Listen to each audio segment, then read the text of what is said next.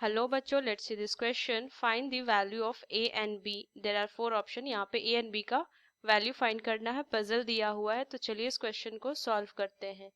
की कंसेप्ट अगर मैं अप्लाई करूँ तो देखिए ये क्या है. Letters for digit, letters for digit digits concept का ये क्वेश्चन है, जिसमें इसको सॉल्व करने के 2 रूल होते हैं. अगर मैं रूल 1 देखूं तो यहाँ से क्या लिखेंगे. Each letter in the puzzle must stand for just one digit. One ये 1 डिजिट के लिए स्टैंड होता है. And each digit stand for one letter. ये चीज मुझे ध्यान में रखनी है. और रूल 2 क्या होता है. Rule 2, the first digit of a number cannot be zero नहीं हो सकता. तो बस चलिए इस पजल को सॉल्व करते हैं. 2a 8 और इनको मल्टीप्लाई करने पर जो आंसर है 11b 2 है.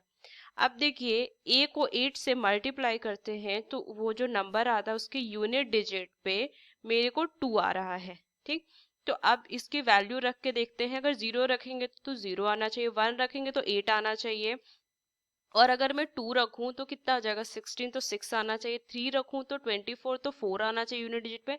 और अगर मैं 4 रखती हूँ तो देखिए कितना आ जाएगा 32, और यूनिट डिजिट पे उसके 2 है.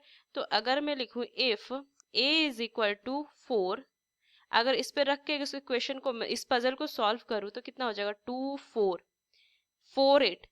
बस इसको सॉल्व करके देखते हैं तो कितना हो जाएगा 32 का 2 3 16 16 19 हो जाएगा. फिर 6 एक बाकी रहेगा 8 9. तो इधर कितना हो जाएगा 2 5 और ये कितना 10 1 11. अब देखिए ये आंसर आ रहा है. ये अगर मैं ये वैल्यू इफ 4 ए की वैल्यू 4 रखने पे बी मेरा क्या आ रहा है 5 आ रहा है. रखने पे a इज इक्वल टू 4 आ रहा है. If a is equal to 4 then b is equal to 5 आ रहा है. अब देखिए अगर 5 भी रखते हैं तो कितना हो जाएगा a की वैल्यू 40, 0 आना चाहिए. 6 रखेंगे तो 8 इंटू 6 48, तो 8 आना चाहिए. और 7 अगर रखूँ तो कितना हो जाएगा 56, तो 6 आना चाहिए. और अगर 9 रखती हूँ तो 72. देखिए लेकिन 9 जो है वो ऑप्शन में ही नहीं है, ए के ऑप्शन में नहीं है कहीं 9, तो 9 होगा. इसकी वैल्यू 0 to 9 ही हम रख सकते हैं ना. तो ये वैल्यू यहाँ पे क्या हो जाएगा वैलिड हो जाएगा कि a इज इक्वल टू 4 होगा, b इज इक्वल टू 5 होगा. तो ये इसका फाइनल आंसर हो जाएगा a is equal to 4 and b is equal to 5, B option. So using these key concept we solve this question. Hope you understood it well. Best of luck. Thank you.